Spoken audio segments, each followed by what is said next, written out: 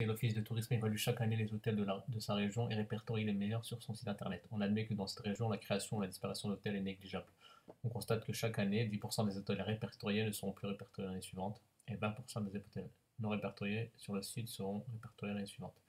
A.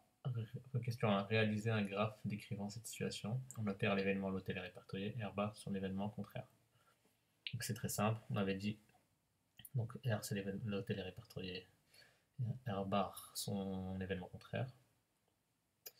Donc c'est un graphe à deux états, donc R et R bar.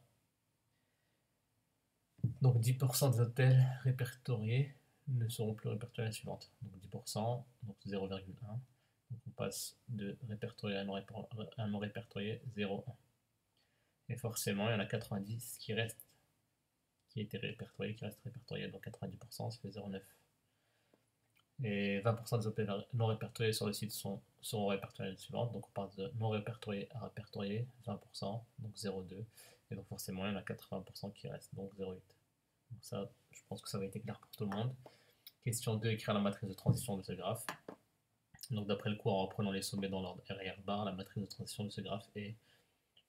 Donc pour la première, c'est le premier coefficient là, de la première ligne, c'est la probabilité d'aller de R à R, donc de R à R 0,9, donc le deuxième de R à R bar 0,1. Là attention c'est de R bar à R, donc 0,2, et là de R bar à R bar 0,8. Donc faites attention de ne pas vous tromper à la deuxième ligne. Ça, c'est ce qu'on avait déjà fait. Ensuite, maintenant, question 3 et 4. En 2015, 30% des hôtels de la région étaient répertoriés. Quel pourcentage d'hôtels sera répertorié en 2016 et en 2017? Donc en gros, en 2015, c'est comme si on prenait l'année 2015 comme année initiale. Et 30% des hôtels de la région étaient répertoriés. Donc on va introduire deux coefficients, on va l'appeler AN et BN. Donc soit AN, la probabilité qu'un hôtel soit répertorié en 2015 plus N, et BN, la probabilité qu'il ne soit pas en 2015 plus N, d'accord? Parce que 2015, ça sera entre guillemets l'année de départ. Donc c'est-à-dire que A0, c'est quand N vaut 0, ce sera pour 2015. A1, ce sera pour 2016, etc., etc. Et Pn égale à ANBN, la matrice de l'état probabiliste, l'année 2015 plus N. D'accord? Donc ça, c'est la matrice de l'état probabiliste. Et donc, vu qu'il y a le graphe, les deux états, R et R bar, c'est les deux sommets en fait, bah forcément il y a deux coefficients, AN et BN. Et AN et BN, je les ai définis ici. Donc AN, c'est la probabilité qu'un hôtel soit répertorié, le premier coefficient, et BN, c'est la probabilité qu'il ne soit pas répertorié en 2015 plus N. C'est-à-dire que P0, ce sera la matrice d'état probabiliste de l'année 2015. Et donc il faudra déterminer A0 et B0. Et donc là, A0, on l'a déjà, 30% des hôtels de la région étaient répertoriés. C'est-à-dire, on sait qu'en 2015, 30% des hôtels sont répertoriés, donc P0, c'est la matrice de l'état probabiliste de l'année 2015, c'est 0,3, parce qu'il y a 30% des hôtels de la région qui a été répertoriés, forcément il y en a 70 qui ne sont pas répertoriés. Là,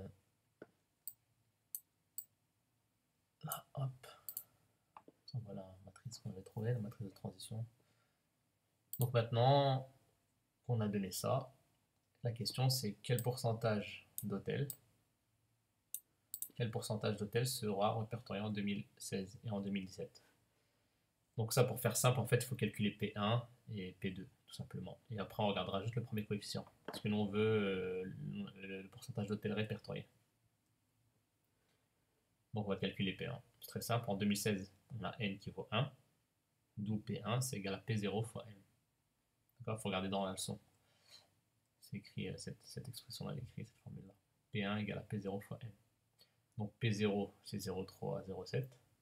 Et M, on l'a ici. Après, on applique ce qu'on a vu au tout début de l'année. Et donc, quand on multiplie ces deux matrices-là, on obtient 0,41, 0,59. Voilà. Et après, il faut faire une phrase réponse parce que nous, on veut la réponse en pourcentage.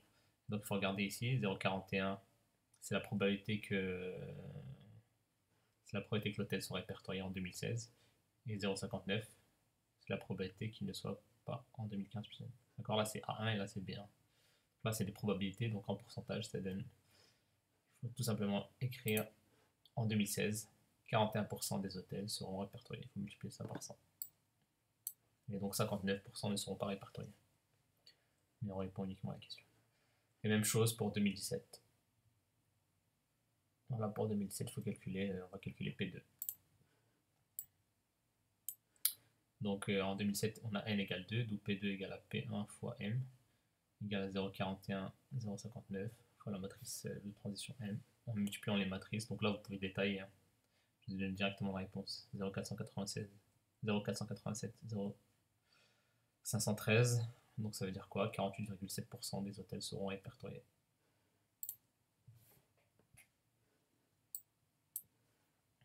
Voilà, question 4.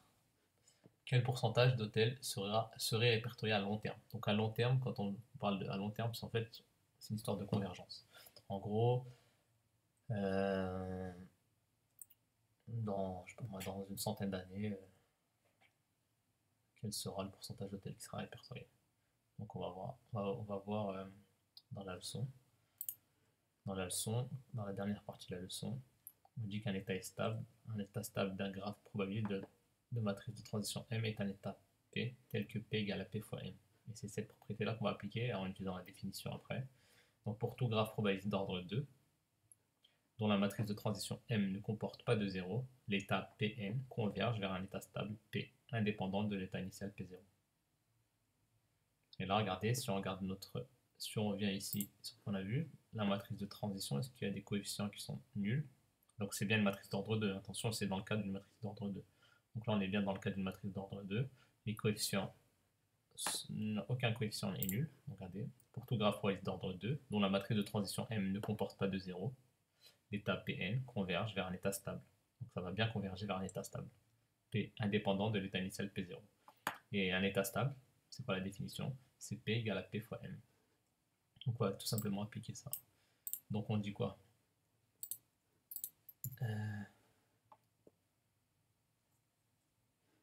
On dit quoi? On dit tout simplement les coefficients de la matrice de transition n'étant pas nuls, l'état Pn converge vers un état stable, P égale à AB, avec B égale à 1 moins A, parce que A plus B ça doit faire 1. D'accord? Donc B forcément c'est 1 moins A. Donc on va déterminer justement les coefficients A et B, combien ils valent. Vu que Pn converge vers cet état stable. Alors par définition, cet état, qu'est-ce qu'il vérifie? Cet état vérifie P égale à P fois M. C'est ce qu'on a vu ici. P égale à P fois M. Donc si P égale à P fois M, et P fois M, ben, c'est cette matrice-là multipliée par celle-ci. Et P, c'est cette matrice-là. Donc on peut écrire ce système-là, on résout A, donc ce coefficient A, vu que P égale à P fois M. C'est-à-dire que le coefficient qui est là, A, il doit être égal au premier coefficient du produit de ces deux matrices. Or, le produit de ces deux matrices, le premier coefficient, donc c'est A fois 0,9 plus B fois 0,2. On va rappeler comment multiplier des matrices. Donc je fais de tête P fois M. Juste le premier coefficient A fois 0,2 plus B, A fois 0,9 pardon, plus B fois 0,2. C'est-à-dire que, et le coefficient de cette matrice-là, le premier coefficient c'est A. C'est-à-dire que A, il doit valoir 0,9A plus 0,2B. Et après, on peut faire la même chose avec B, mais bon, ça sert à rien, parce que là, on a déjà un système avec deux équations, deux inconnus. Et B, on sait que c'est 1 moins A, ou A plus B égale à 1. Bon, moi, je l'ai déjà écrit comme ça, B égale à 1 moins A. Voilà, donc on a un système de deux équations à deux inconnus. Vous avez appris ça au collège en seconde et on l'a vu en début d'année. Donc il y a plusieurs manières de faire, soit par substitution, soit par combinaison, soit même en utilisant des matrices. Moi, je vais faire par substitution. C'est-à-dire que le B ici, le B qui est là, je vais le remplacer par 1 moins A. Voilà, l'étape sur j'ai vraiment détaillé. Donc A égale 0,9A plus 0,2 facteur de 1 moins A. Donc il faut distribuer le 0,2. Donc là, ça on ne va pas y toucher à la deuxième équation. On va d'abord trouver la valeur de A. Donc 0,2 fois 1, ça fait 0,2. Et 0,2 fois moins 1, ça fait moins 0,2. A. Après, à droite, là, on regroupe les deux termes en A. 0,9A moins 0,2A, ça fait 0,7A. Ensuite, on regroupe tous les termes en A dans le membre de gauche. Donc ça fait A moins 0,7A. Donc là, c'est 1A. 1 moins 0,7, ça fait 0,3 A. Donc ça fait A égale 0,2 sur 0,3. Donc ça, c'est pas une fraction. Attention, une fraction, il faut que le numérateur et le dénominateur ce soient des nombres entiers. Donc pour écrire sous la forme d'une fraction réductible, on va multiplier par 10 le numérateur et le dénominateur. Donc 0,2 fois 10 fait 2, et 0,3 fois 10 fait 3. Donc ça fait 2 tiers. Voilà, on a trouvé la valeur de A, c'est 2 tiers. Maintenant qu'on a trouvé la valeur de A, on va substituer la valeur de A dans la deuxième équation. A, c'est 2 tiers, donc ça fait B égale à 1 moins 2 tiers. Et 1 moins 2 tiers, donc 1 c'est 3 sur 3, et 3 moins 2, ça fait 1 tiers. Voilà, A c'est 2 tiers, et B c'est 1 tiers. Donc environ 0,67 et 0,33. En écriture décimale, environ. Donc là c'est des valeurs exactes. Donc P égale à... Donc on a trouvé l'étape stable. L'état stable, donc c'est P égale à 2 tiers, 1 tiers. Donc P est bien l'état stable. Donc à terme, 2 tiers des hôtels seront répertoriés. Donc je vous rappelle que le coefficient ici, c'est la probabilité des hôtels répertoriés. Donc 2 tiers des hôtels seront répertoriés et 1 tiers ne le seront pas. Donc environ 66,7% si on doit donner en écriture décimale. Voilà, je vous laisse faire l'exercice 2 pour la semaine prochaine.